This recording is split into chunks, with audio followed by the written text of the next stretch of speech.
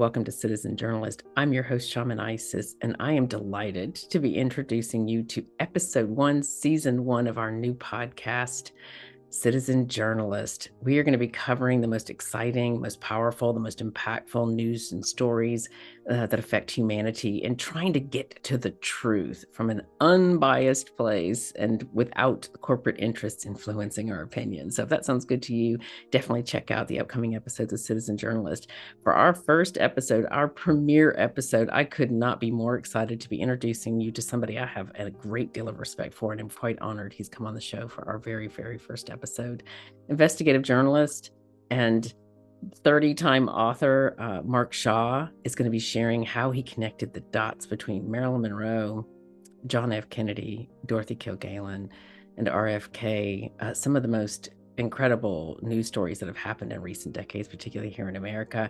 He uncovers facts and evidence and truth that I honestly think would interest the families of those people. So if you like to find out the truth, or you want to know the truth about those incredible and shocking historical events, then enjoy episode 1 of Citizen Journalist.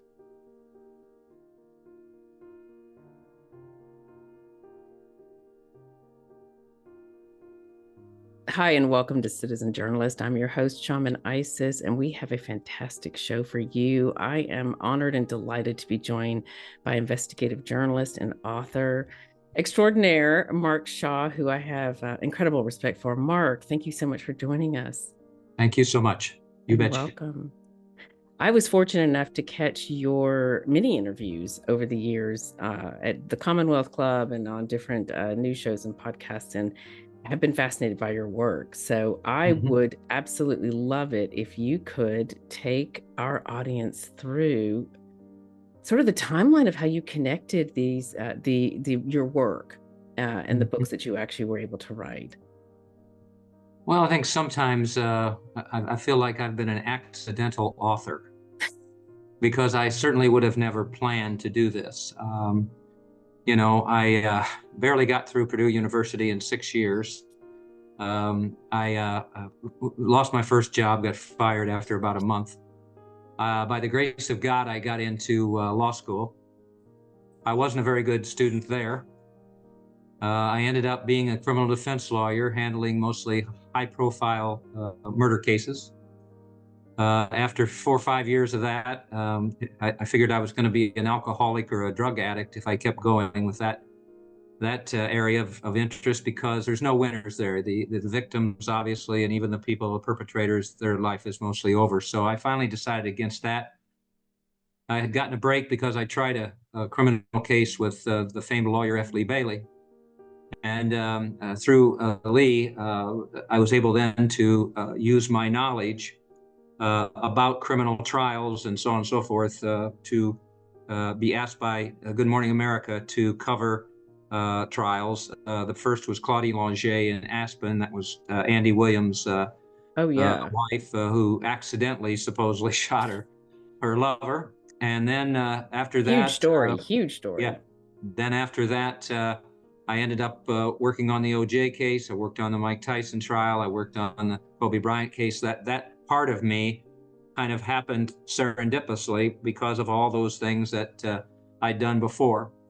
But I had absolutely no interest in writing any books of any kind. I never had any training whatsoever. But when I covered the Mike Tyson trial and sat there in the front row and watched him have the worst defense lawyer I'd ever seen, there was very little evidence against Mike.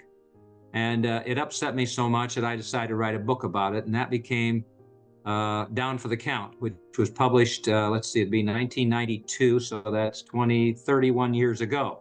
32 years ago now. And I really enjoyed the research for that book, and discovered that while I didn't have any writing classes or the Iowa workshop or any, thing like that, I started kind of writing, learning how to write by how I talk to juries. In fact, today it's amazing because most people, and I've heard so many people around the world, and through my books and through these presentations that are up on YouTube, your books are easily read. Well, of course they are. because I'm from a small town in Indiana. I don't have a large vocabulary, but I basically talk to the reader. And just like I did, I talked to juries. So I finished the Tyson book, and then I got interested in doing more books. I started out with a few sports books and things. But the real link to this whole array of books, 6 books now that touch on the JFK assassination and this miracle woman, Dorothy Kilgallen, came about again a little bit by accident, although I don't believe in those things. I'm very spiritual, and so I believe everything's meant to happen. In the 1980s, I worked with an attorney in San Francisco named Melvin Belli, very famous lawyer, represented the Rolling Stones and Errol Flynn and Tammy Faye Baker and all of these, big shot clients that he had. And I worked in his building there in San Francisco, and started then thinking about perhaps writing a biography of him. So I did some research and everything and decided to write one because he had written 2 autobiographies and they conflicted. That's his own story in a book. I love that. There were different versions in there. So I started in to work on Mr. Belli's work, and that took me about a year. I think that goes back to almost 2007, someplace in there. And that book became Melvin Belli, King of the Courtroom, and that darn book did pretty well as Down for the Count had. And I was really surprised, though, when I learned more about his affiliations with the mafia. And anytime you're a historian or researcher or investigative reporter or whatever, you get these clues that come along, you know that, and then you can either let them go or you follow up on them. And I think I have one habit that is very similar to Dorothy Kilgallen that we'll talk about, and that's curiosity. Yeah. I don't care what it is. For instance, I think we've gotten something like 6,000 emails in the last few years. I answer every one of them because I never know when there's going to be a tip from a reader or somebody who's watched a presentation or something. And so many times that has enabled me to find new evidence as I was going forward. So I worked on Belli's book, and then I was so surprised because I learned that he became Jack Ruby's attorney. Jack Ruby, the one who shot Lee Harvey Oswald. So you didn't know that he had been Jack Ruby's attorney no, in the beginning? I may have back then, but that was in the 80s, but I did not. And I didn't know his most famous client that he had was Mickey Cohen, who was a Los Angeles gangster. And I started thinking about, because when I was talking to people about Belli and his representing Ruby, I thought, maybe I'll look more into the JFK assassination, which I had never done. I never was very interested in it at all. Mm-hmm. And so I did that, and that led to me to go back to the 1960 election, where I learned that, what most people know today, and it's pretty well chronicled, that Joe Kennedy knew they were going to lose that election, that JFK was going to lose unless they won the states of Illinois and West Virginia. And so Joe, who had his mafia connections as well, through Frank Sinatra, got in touch with some of the mafia guys named Sam Giancana in Chicago and Carlos Marcello in New Orleans and all of them. And through their support and their money and their basically telling people, vote as many times as you can, I love that. Paying them to vote, they won those 2 states. Yeah. But what I found Chicago doesn't surprise me at all. I was a little surprised about the other one, but it makes sense. The corruption, in Chicago and all that. So I learned, though, that Joe Kennedy had made what I call, in the book that I wrote about that, The Poison Patriarch, a deal with the devil. Because he informed those mafioso that, listen, you help us win the election, we'll leave you alone when we get in the White House. Well, Joe basically just double-crossed them because the first thing that they did, and I don't speculate, I have primary source witnesses, and I had one who was right there the morning at breakfast when Joe Kennedy ordered JFK to appoint Bobby Kennedy Attorney General. And anybody who knows anything about Bobby knows he hated the mafia. The McClellan hearings, he made fun of those guys and all this. And so the first thing that he did was go ahead and go after Giancana for tax evasion, and also Carlos Marcello. He deported him to Guatemala. And, I learned when I was working with Good Morning America and covering trials for them that you can't mess around with those guys. I'll just tell you a quick story. Yeah. When I was reporting for them, they asked me to go talk to the lawyer for a Philadelphia gangster. and he was going to talk to us. Well, you're not supposed to do that. The code of silence and everything. But Yeah. I interviewed this guy. I can't remember what his name is, and he said some things to me on the air that we couldn't believe about them getting into, Atlantic City and things like that. So they played that the next morning on GMA, and it was a huge hit. And so the producer called me in Philadelphia and said, "Mark, stay there and see if that guy will talk to you again." So I called him his office. Some woman answered. And I said, "Is Mr. Such and Such there?" And she said, and she kind of stumbled. And then she came back, and I could tell she was crying. And I said, "Are you okay?" And she said, "Well, Mr. Shaw, I guess you don't know. When my boss started his car this morning, it blew up." Oh my, you just gave me chill bumps all over my entire It gives body. me chill bumps. And I will tell you, I got out of Philadelphia as quickly as I bet could. you did. But you see, they remember everything. You can't mess around with those guys. They have their own code of rules and things like that. And revenge is very much a part of that. So I wrote the Poison Patriarch, and that was going to be it. But then during the Belli research, one of his friends said, Mel knew Dorothy Kilgallen. And the only thing I could say to him was, wait a minute. She was on What's My Line? Was he on that show? This guy said, "Mark, you are a dumbhead. You don't know anything about her. She was, on What's My Line, watched by 10 million people every Sunday night. She was syndicated, her newspaper column was syndicated to 200 newspapers across the country. She had a radio show, listened to 1 million people a day. She was this, she was that. She was a big deal." She's one of the reasons I went into communications. Yeah, and so, you don't know anything about her at all. Well, that really stirred interest in me. And then he also said something which I couldn't get out of my mind, and that was, when Dorothy Kilgallen died, Mel Belli said to me, "Well, they've killed Dorothy. Now they'll go after Jack Ruby." So Melvin Belli said that to you? To his friend. To his friend, sorry. I thought, what, wait a minute. So I started my research into Dorothy Kilgallen, and I was amazed to find out all of those important things about her and the career that she had. We're working on a possible film about Dorothy, and in there we said, before there was media icons like Oprah and Diane Walters and Barbara Walters and some of those, there was Dorothy Kilgallen. And that's true. The New York Post called her the most powerful female voice in America. She was a big, I don't think people today really understand that back then there were very few media, and someone like her was somebody that everyone heard and read and listened to every single day. Millions and millions of people all over the country would hear that one voice. That's right. Did you fall in love with her when you first started researching her? I'm just curious. Well, not to begin with, except that I started finding all of this information about her in many of the most peculiar places. And it finally dawned on me that, well, let me wait on that. Okay, so I start to look into her and I find out what she's doing and everything else. And she covered the Charles Lindbergh baby kidnapping case. She covered the Dr. Sam Shepard case, which became the Fugitive movie. She was the real thing. She interviewed, she was at Queen Elizabeth's coronation. She got a Pulitzer nomination for it. Just on and on and on. Ernest Hemingway said she was the greatest female writer in America. Wow. All these different things about her. And then I landed on the fact that, yes, she was involved somehow or another in the JFK assassination. And I started to do my research there.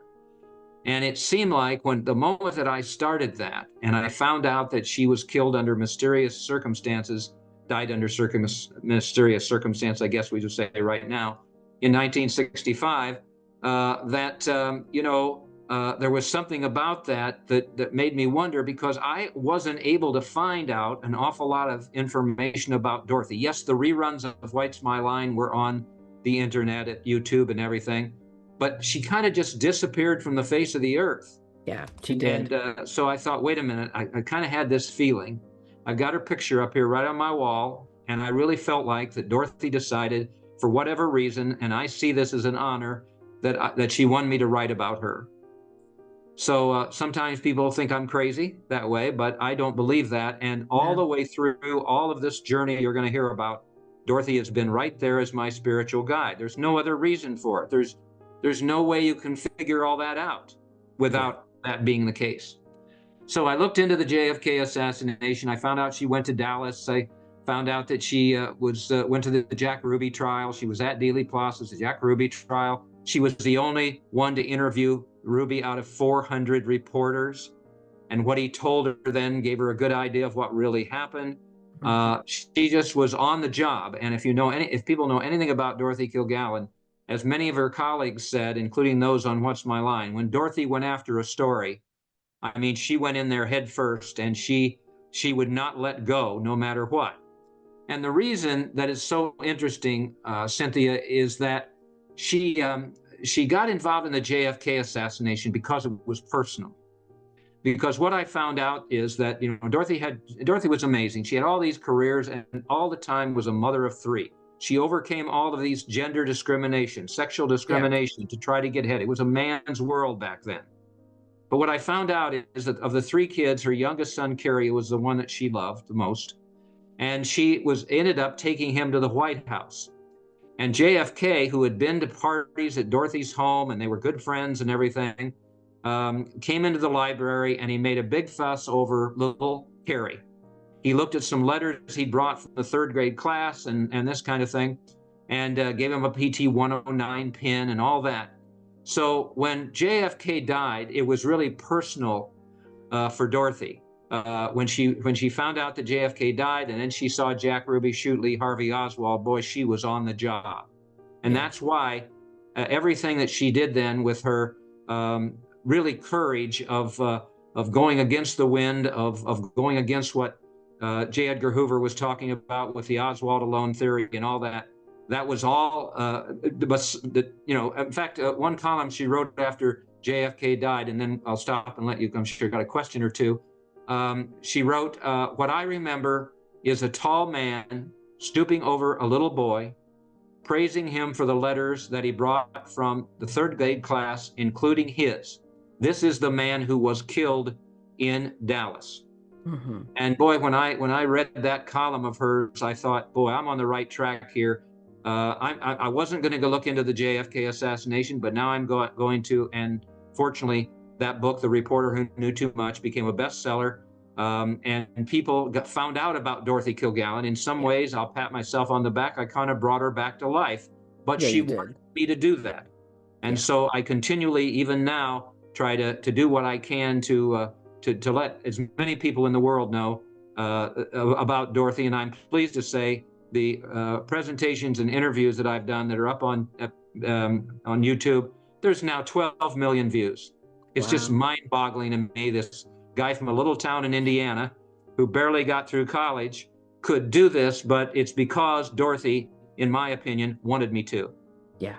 She was lost to history. You know, I remember her when I was young because reruns were a big thing. And I remember really falling in love with her, the way that she behaved, her energy, the way that she showed up was really powerful. And it impressed the men in the room, which was unusual back then. And she owned the space that she was in. Her intelligence just was incredible.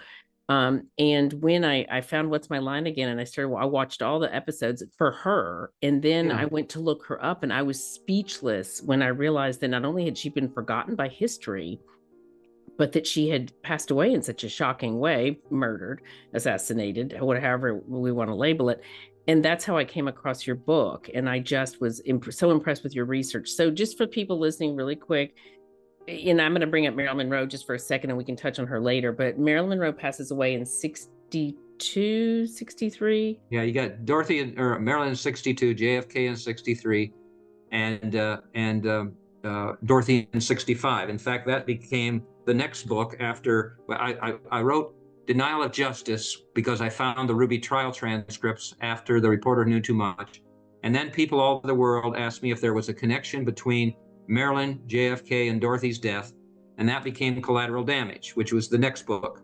And Dorothy looked into that particular situation. You know, going back to what you said about her, how many people through the years have said, boy, I wish we had journalists like Dorothy Kilgallen today, a woman of integrity, because she's a perfect subject for your show. Because she didn't look for the sensational headlines and then find the evidence to go with that somewhere or another. She went out and got the facts. She was trusted. My favorite photo of hers is up on the DorothyKilgallenStory.org, the DorothyKilgallenStory.org. She's standing in the middle of the courtroom at the Dr. Sam Shepard case, and all the reporters are gathered around her in admiration. That really says it right there in pictures, because they had that admiration for her. She was a woman of integrity, and it's because she was seen that way that she was able to get the evidence that she did and the stories that she did based on that reputation. So so Marilyn passes away mysteriously, which is a whole other episode, and then JFK is assassinated, and Dorothy and then Jack Ruby kills Oswald. The powers that be want it to be Oswald alone. Dorothy really gets hung up on that because she feels like something smells. Her reporter juices are just flying, and she ends up getting the chance to interview Jack Ruby privately, which is something no one got the chance to do. And that was sort of the thread there. Okay, just for the listeners who might not be as familiar, please continue. I'm breathless. It's all right. And then, we can take it a bit further as to how my research works. So, yes, and whatever Jack Ruby told her, your listeners or viewers are going to wonder, well, Mark, what did he tell her? And I'll explain in just a little bit why we don't know. But what happened is that she just took that, that information he gave her. The first place she went, in November, I wanted to throw up. There's all of these crazy theories out there in terms of the JFK assassination, but Dorothy had it right. She looked, as I did when I was a criminal defense lawyer, at motive. And who had the greatest motive to have gotten rid of JFK? Well, you would think, and this is what my research showed, that, first thing is that Marcelo, they wanted to revenge his being sent to Guatemala, and they wanted to kill RFK, Bobby. But if they kill Bobby, then Jack Kennedy and the government will come after them with everything they have. So if you kill Jack Kennedy, then Bobby Kennedy is powerless. And that's exactly what happened. And that's what Dorothy figured out. She went to New Orleans. She interviewed people who knew Carlos Marcelo, who was the mafia don that Bobby had gone after. And she put all the information together and everything. And then, I stopped at that particular point. So it's interesting, though, because most of the things I've done in my life, I'm an oddball, and I do things in different ways. And so I do the math backwards at times. Well, you would think that you would research Marilyn, JFK, Dorothy. Well, I researched Dorothy, JFK, Marilyn. And the reason I did is because I wasn't going to look into that. I didn't know that there was any connection there. But the first thing that I found, and we can talk about as much as you want to, but the first thing I found was a photograph of Marilyn and Dorothy together on the set of a movie in LA. And then, this Marilyn suicide thing had always bothered me. It didn't make much sense. Never did. But I found a column that Dorothy wrote one day before Marilyn died, that she was on the upswing. MM has Hollywood talking again. She's got Broadway offers. She's got a new man in her life that's a bigger name than Joe DiMaggio, the baseball player, all this kind of stuff. And I thought to myself, that woman committed suicide? That doesn't make any sense. No.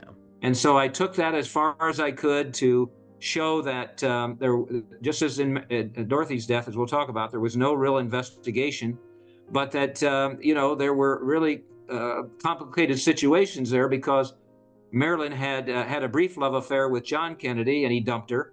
And then she was in love with Bobby Kennedy just before she died in August of '62.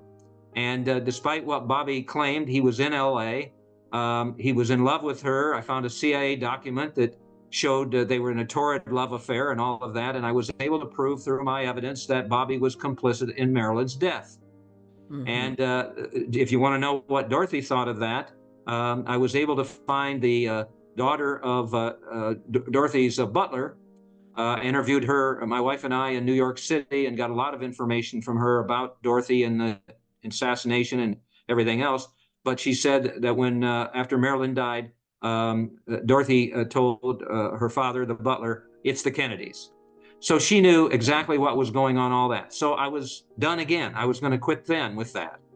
but I couldn't get it out of my mind that Dorothy Kilgallen, after she left New Orleans and went back to New York, she made the same mistake that Marilyn Monroe had done, because the CIA documents said that Marilyn was going to go to the media with the love affairs, with matters of national security, all these other kind of things about the Kennedys. And of course, they couldn't let that happen.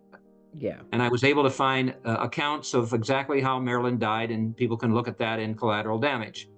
But with Dorothy, she was a blabbermouth too. She went back to New York City. I'm going to solve the JFK assassination. I know who killed JFK, and I'll prove it. I've got all the information I need and all this other kind of stuff. And unfortunately, that information got back to those people who had orchestrated the JFK assassination, Marcello and his group, and also J. Edgar Hoover, who had covered it up with the Warren Commission and whatever. And it was only a matter of time, because Dorothy now had a target on her back. She was found dead in her apartment on November 8, 1965. In what anybody with any brain would say is a staged death scene. Oh, it was when I read it, Mark, I was like, what? Her makeup, wasn't wearing the clothes she normally wear to bed, all of that kind of thing. And yet they called it an overdose of drugs and alcohol, circumstances undetermined. I've proven recently that certainly wasn't the case in the new books, including Fighting for Justice, the latest one. So yes, also during that time, then, Dorothy was able to get more evidence about what happened with the JFK assassination. It's amazing to me, and I have no hesitation in saying that Dorothy sends these people to me, because last year, in the middle of the year, I got an email from a guy named Morris Wolf. And he said, Mr. Shaw, I just watched your presentation at the Allen Public Library in Dallas. He said, I noticed it has 7 million views, but when I watched it, I noticed the name of Dorothy Kilgallen, and I knew her. And of course, my ears perk up, because so many people are dead now, as you know. And so I emailed him, and he and I had a long discussion, and I want to just make this quick, because there's more things I know you want to talk about. But he said, yes, I knew her in the 1960s, in 63 and 64. And the reason that I did is because I first worked for Bobby Kennedy and Jack Kennedy. Bobby Kennedy when he was Attorney General, and JFK when he was the president. I was the assistant to Bobby Kennedy, helped him write the Civil Rights Act. I knew Bobby really well. And then I got to know Jack Kennedy as well. I used to take messages between the two brothers from the Attorney General's office to the White House, because they didn't want to use the telephone. They thought that J. Edgar Hoover was tapping their phones and all of that. So he gives me all this inside information about that. And he said, then I became the legislative assistant to a Warren Commission member named Senator John Sherman Cooper from Kentucky. And I thought, oh my gosh. He said, yes. And I used to go with Senator Cooper to the hearings.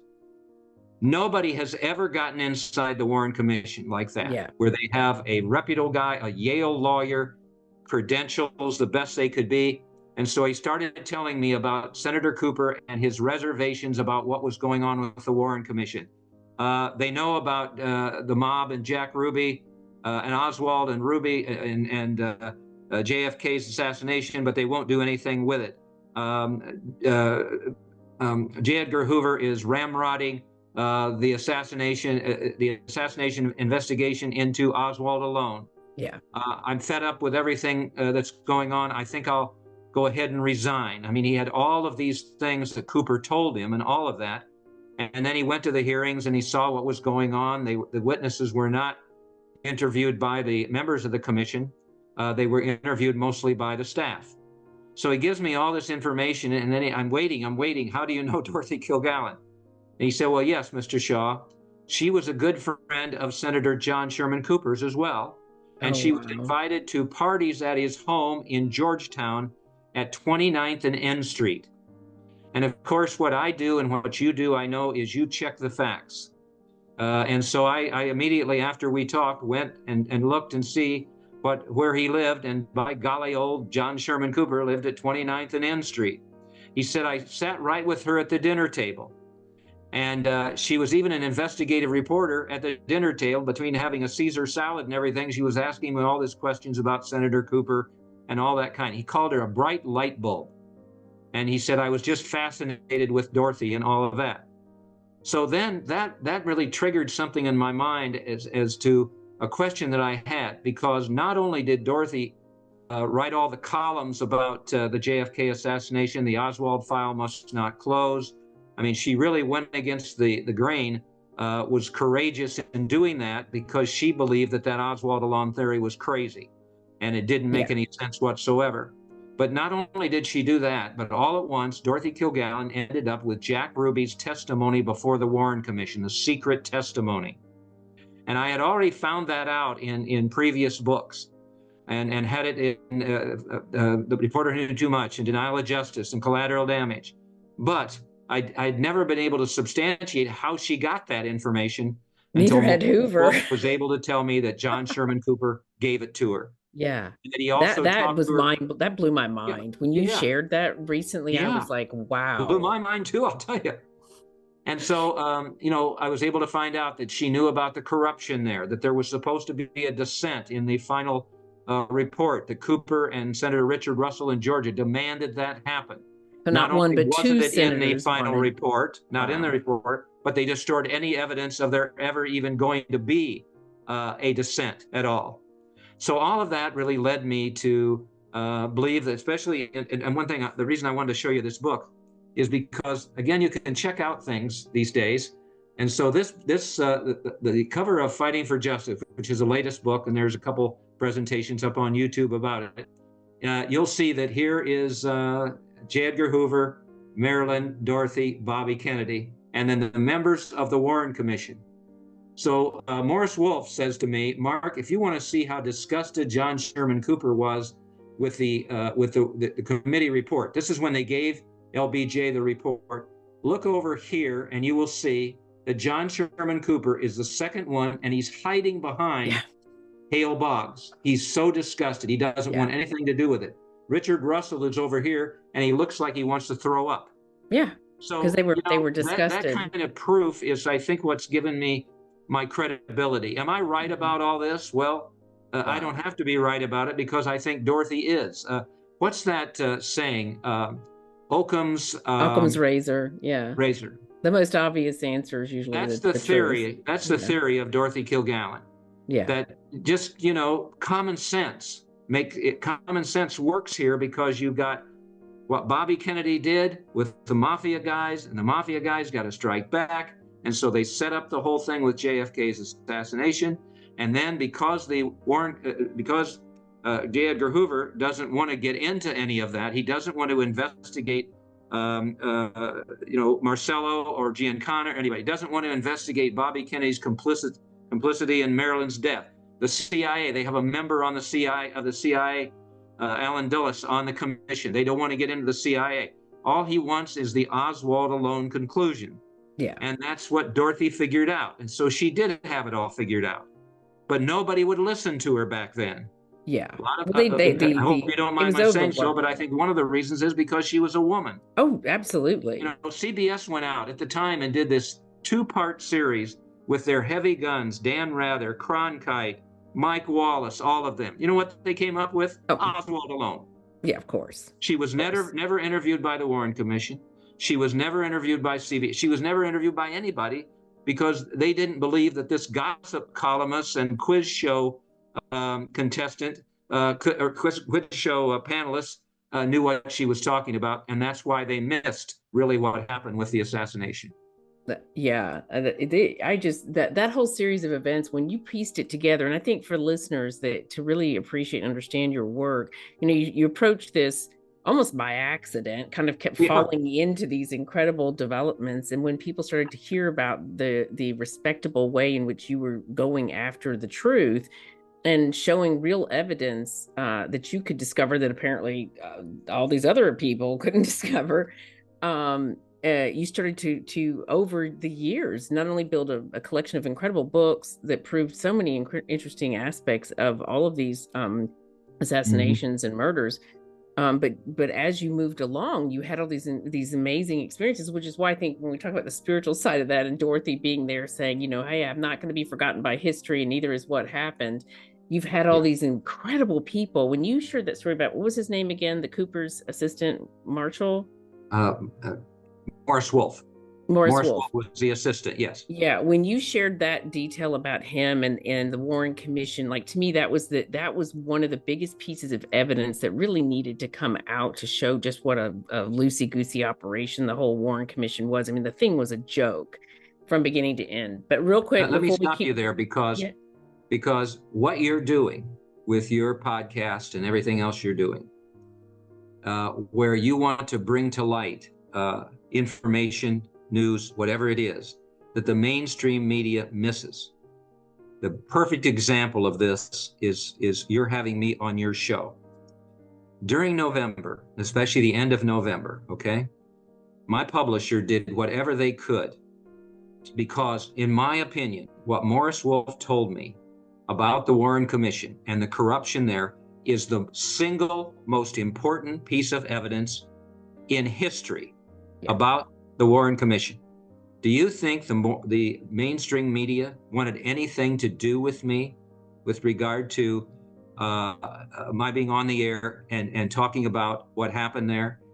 He went to every place he could think of and tried to say to them, this is it. This is the key to everything. You've got any investigation at all has to start with the corruption of the Warren Commission and then peel the layers back to when JFK was killed. None of them wanted to do that. I'll give you another example. There were several conferences around the country, and some that I'd been to before, way back when. Do you think they invited me this time? No. Because you know why? If I'm on the air, the television or whatever, or I'm at the conferences, Dorothy Kilgallen is there. All of the books that have been written about the JFK assassination, except for mine, completely avoid her. She's not quoted in any of them, because you can't do that if you're going to keep yelling and screaming about Oswald alone. She destroys every aspect of that. So I almost look at like a badge of courage or a badge of honor or whatever, but it's disappointing that the public doesn't hear about Dorothy and her research and mine and so on and so forth. Yeah. Instead, there's these crazy, theories and all that out there and everything, because that's really, there was an injustice to Marilyn when she died. Oh, there yeah. was an injustice to Dorothy when she died. Go all the way but back. There was an injustice to JFK when he died. There was never a thorough investigation of his death. J. Edgar Hoover did not want that to happen. He didn't want any investigation. He didn't want the body examined. That's why he sent it off to Washington, D.C., stole it in Dallas. He didn't want anybody to be looking into anything else other than the fact that it was one man who was responsible for his death, because then it would come back to the FBI should have stopped it or whatever that way, and they look into then him covering it up and everything like that. So they ignore Dorothy, and they try to ignore her today. Now, I'm really pleased that 12 million people have seen and heard about Dorothy up on YouTube and all of that, and read my books and things like that. But it's the damnedest thing. I can't figure it out, except that it's an embarrassment for these people if Dorothy gets into the equation. Well, I think there's two things there. I think Dorothy, and I wanted to go back real quick for people who are listening who don't know the story quite as well to make sure they're following this train of thought, but really quick on first of all, I think you will go down in history as the person who helped dramatically helped prove that the Warren Commission was a joke, and that there were two dissenting opinions that were not allowed to be included, and those two men just wanted to get out of there because they could smell the stench. The fact that the powers that be shut down any potential for investigating or connecting any of the things that happened because it wasn't convenient for them. I do think that what does prevent a lot of news media from covering this, which is one of the reasons why I started the show, is the fact that the powers that be, the letter agencies, if you will, still will not release the full documents related to these instances. And I think within those, we may be surprised to find we may end up finding Dorothy Kilgallen's missing files, which disappeared the morning that she was discovered, or I think they probably disappeared when she was taken out, to be honest. But I think you will go down in history, and the world is changing, and people want to know the truth. And the days of mass media really Do you controlling the really think narrative so? are over. Do you Yes, really think so? yeah, I'm an intuitive. I'll tell I'm not. you. I don't just think so. I know so. That will happen. I like to think so. I'm a very optimistic person. But some of this that goes on, we were talking yesterday, my wife and I, and then a couple of friends. The only people that make headlines these days are the screamers. It doesn't matter what they say. Unfortunately, the quarterback from Green Bay, Rodgers, the person that we in our household call you know who. We don't mention his name, the former president. All of these, Mr. X, used to be Twitter. All of these people out there, they use the sensational to get the headlines.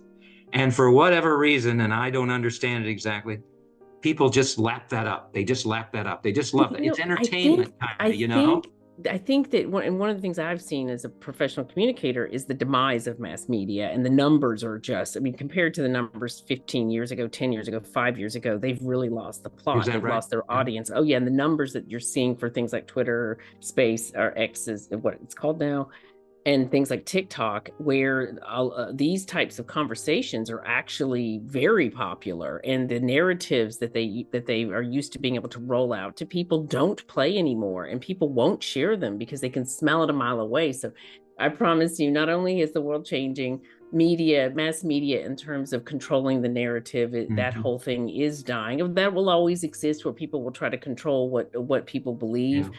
But the citizen journalism isn't just about me and my podcast. It's about the fact that the average citizen is taking it upon themselves to try to, many of them, not everybody, but a lot of them are taking it upon themselves to try to find out the truth. And so, yes, I do believe That all gives of me this. hope. I know. Really quick, for those of you who are listening, I'm going to take us back for just a second, so that we can kind of catch you up in case you got lost in all these incredible details and the things that Mark has been able to prove over the years with his many books.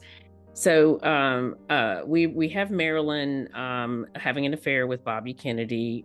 She had a brief one apparently with JFK, and then the brother, and then she's back on the rise again. But she is a little bit, she is a little bit hard to predict at the time because of the things that had been done to her over the years in Hollywood. And she's talking about going to media, and then she has a strange death, which my intuition has always told me was not a suicide. And then flash forward, and Dorothy Kilgallen knew Marilyn, knew Bobby, knew JFK, and then we move forward to 1963, and that's when JFK gets assassinated. So JFK then gets assassinated, and you've proven through your books that happened because they were trying to they were basically trying to control what the two of them were doing, or what Bobby was going. Mostly Bobby. Yeah. Bobby mostly. Kill Jack, and Bobby's powerless. Yeah, and Bobby's powerless, and it probably took care of some other issues that they had. Would be my they tended to clean up things that way, and so JFK dies in an unusual manner. How come you know that, by the way? Do you have some inside information here with regard to the mafia? You don't have any connections at all or anything, do you? No, I think that must have been just an intuitive thing I just said. So JFK is taken out, and I do think that multiple people had an interest in taking it out, because one thing I found about the letter agencies is they don't like presidents they can't control, and they don't like presidents they can't predict, especially ones that are on any kinds of medication, if you will, because we have a sort of a history of unpredictable presidents ending up in very unusual situations.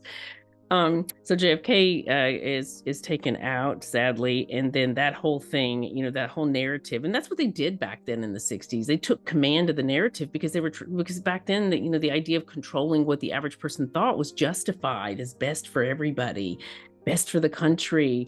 Forget the truth.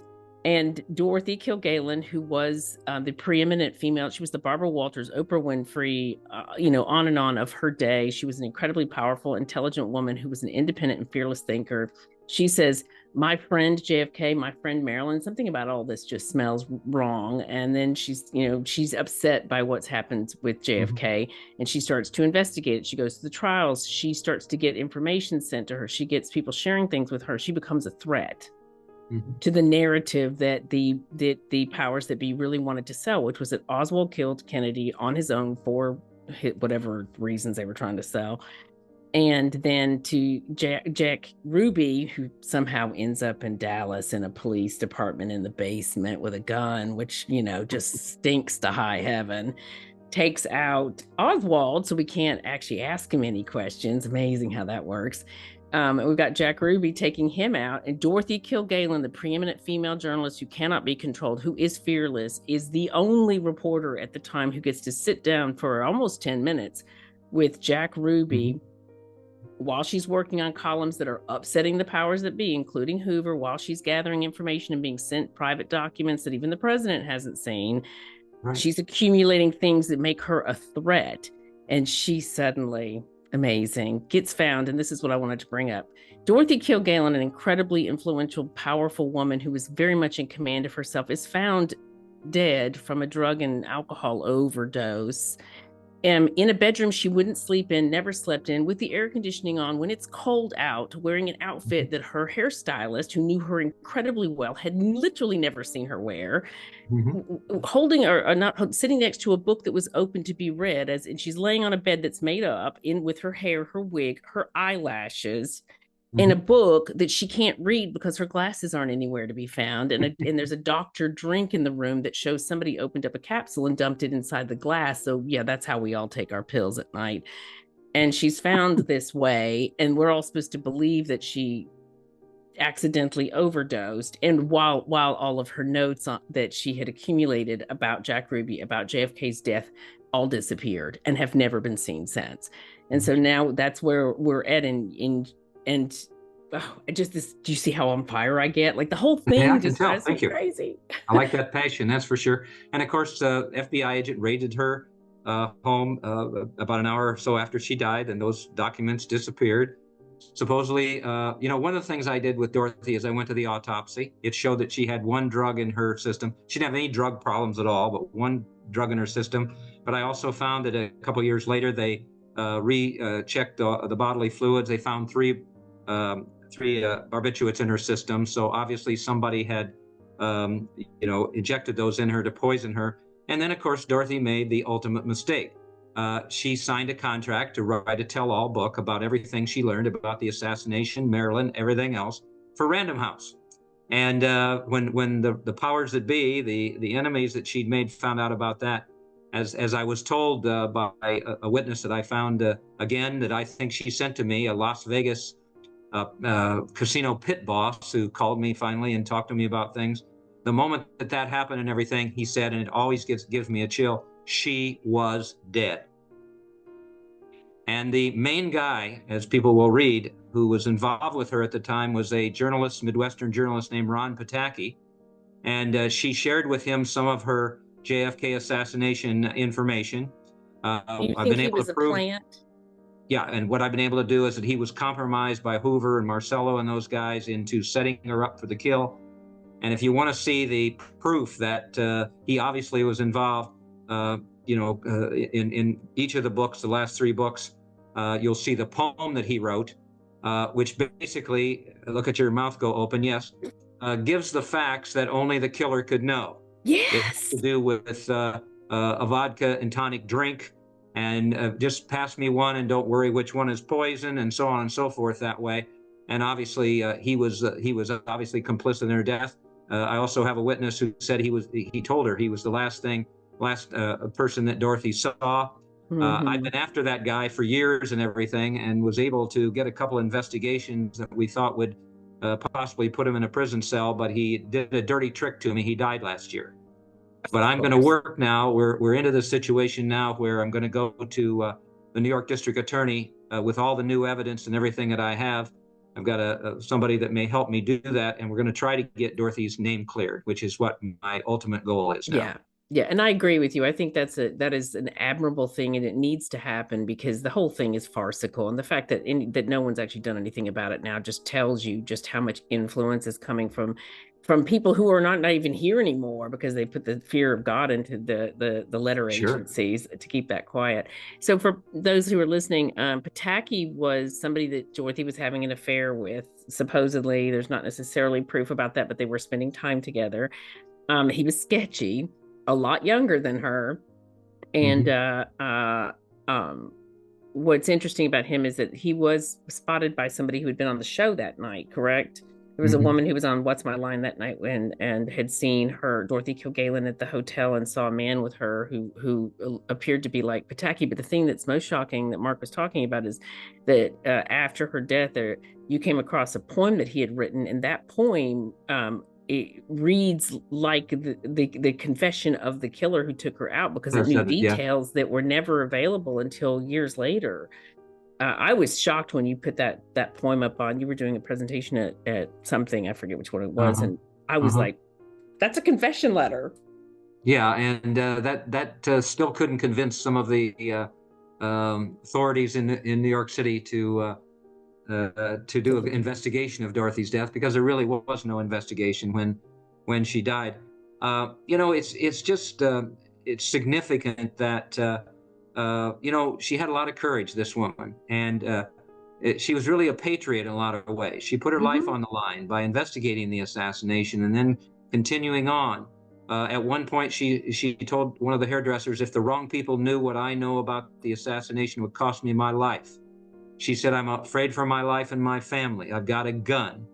And not too long after that, obviously, she was dead.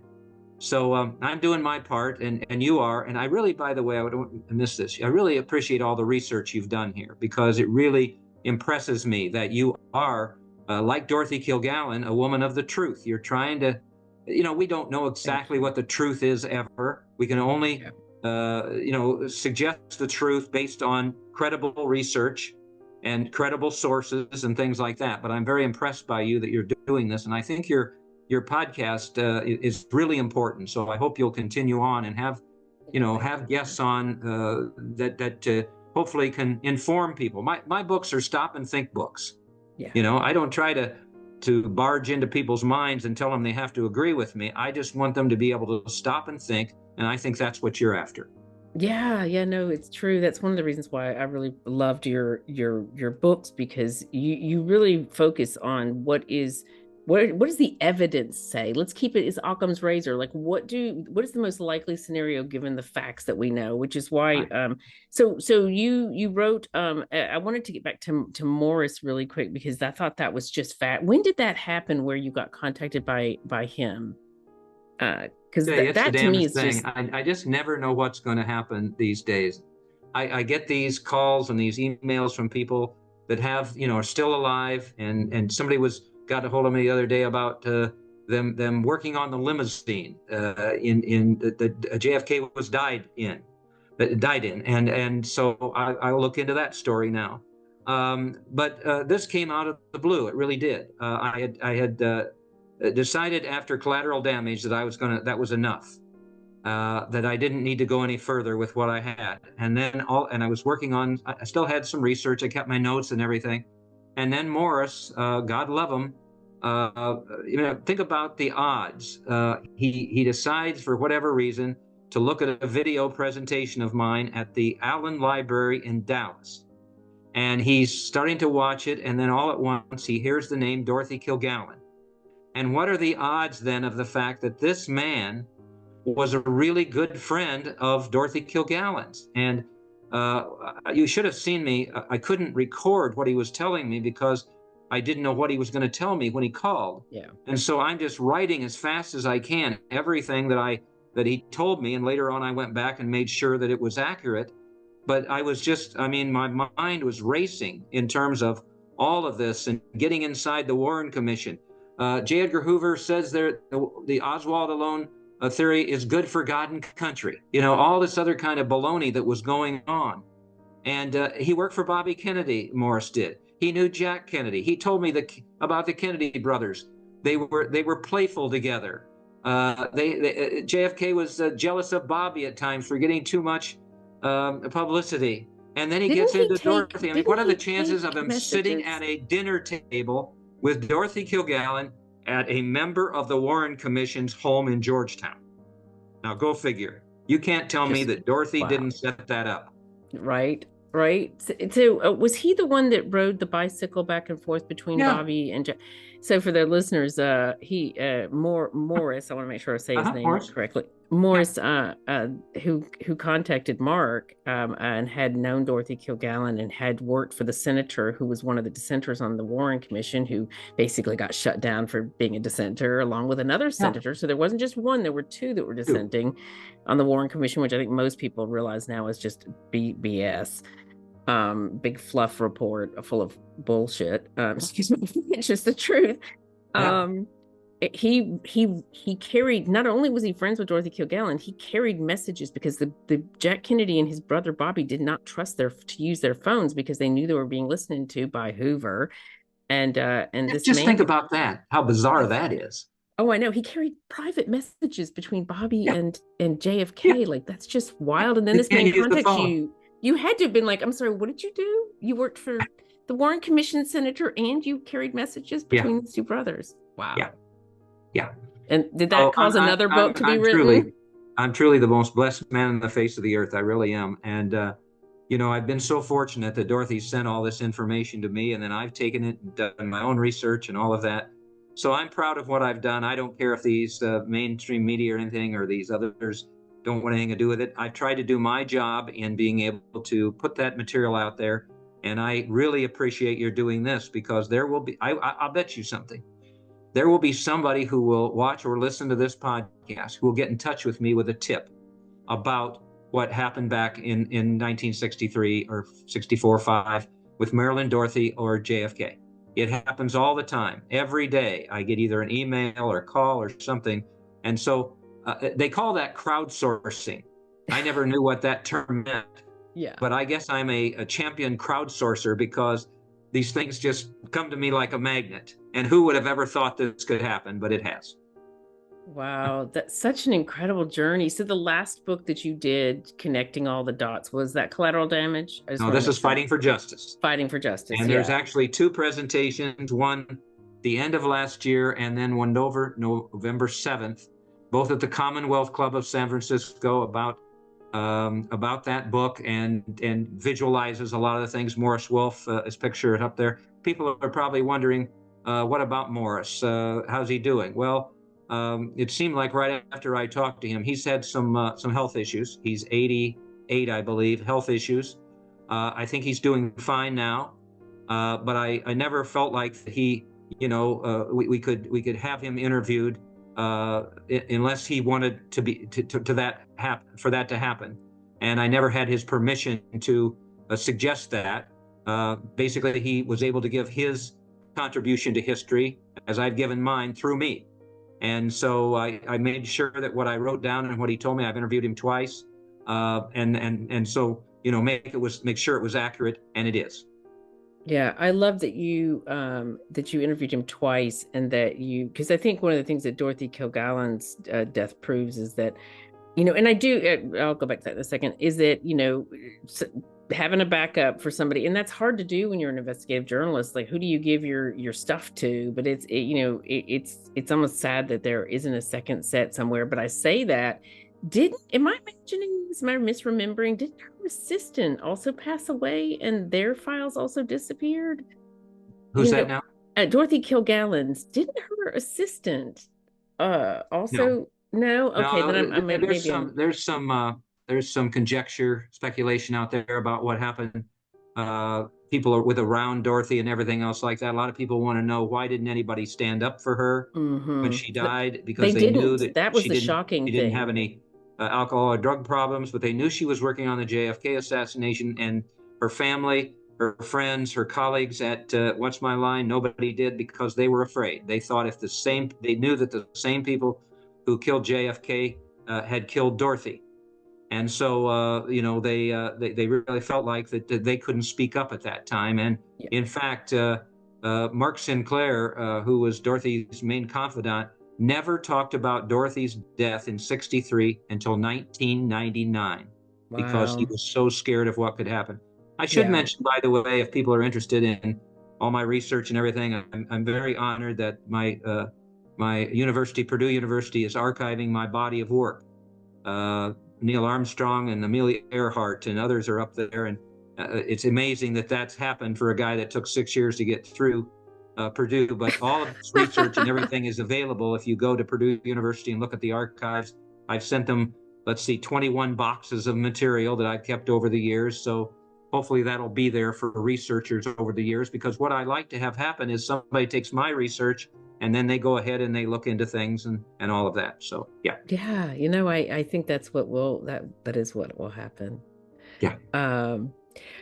Wow, such a powerful, incredible story. And I think with this what I loved so much about your work, especially when I first saw it a few years ago, it was like 5 years ago, maybe more, when I started to follow all of your work, was that I could see how much you were you honored Dorothy. And I was shocked when I first looked her up and saw that not only was she erased from history for the most part, she was a footnote, this incredibly powerful, influential woman with millions and millions of fans all over the country, just disappears from history because she upset the wrong people. And no one steps up to her defense. No one, I mean, I could see the fear in her co-hosts' eyes when they were doing that post show right after she was killed. I could see that they were scared. It was in their energy. It was almost like they were shaking because they were like, oh my God, because they had to. Nobody's ever mentioned that. That's excellent. Thank you. That's right. I never thought Yeah. about that because they Yeah, I didn't know will. if Dorothy shared with her, it was shared with them her research. That's excellent. Yeah. Thank you. Yeah. It's interesting when I noticed that when I was watching them. But you've helped bring Dorothy Kilgallen back to life and put her back in her rightful place in history, which is what you're working on now, what your body of work will continue to do. And I think that's beautiful because she deserves a powerful place in our history. So thank She you, sure Mark. does. Sure, Yeah. she sure does. Thank you so much for having me on Oh, your you're so program, welcome. and I'll tell you, your listeners or viewers are lucky to have you. Oh, thank you, Mark. If people wanted to learn more about your books and Oh all yeah, of your many pieces of thank you. work over the years, where would they go? MarkShawBooks.com is the website, www.markshawbooks.com. More about Dorothy is at the DorothyKilgallenStory.org and the Reporter Who Knew Too Much.com. And then my email, mshawin@yahoo, mshawin@yahoo. And I answer every single email, no matter how, what it says. So please, if you have any information for me, send it to me and I will get back to you for sure. Yeah. Thank you, Mark. You are an investigative journalist. Thank you guys so much for listening to or watching, depending on when you're catching the show, Citizen Journalist. I'm so delighted to have had Mark Shaw on. Please go check out his books. If you would like to learn more about my work, please visit shamanisis.com and you can find out more about what I do. And if you like books that have a bit of mystery, you will love my new book, Memory Mansion, which is coming out officially February 3rd of 2024. Congratulations. Thank you. It is the self-love memoir that reads like a thriller. It shares my journey from Tennessee orphanage, on the run from human traffickers, landing in New York City and becoming a PR pioneer by accident, honestly. I felt like the Forrest Gump of fashion at some points. Yeah. And how I eventually ended up dealing with all the trauma and learning self-love. So that is arriving. Show it to you guys really quick because I'm really happy with the cover. Oh, wonderful. Good for you. Thank you. Congratulations. Thank you. So I'm Memory going to find a Mansion. copy. Good. Yeah, Okay. you guys can order it now and it'll arrive February 3rd. Or if you're seeing this in 2025 or 2027, which I believe you will, it will still be available. So go check out Memory Mansion. Thanks, Great, you guys, great. and God bless and have a beautiful day.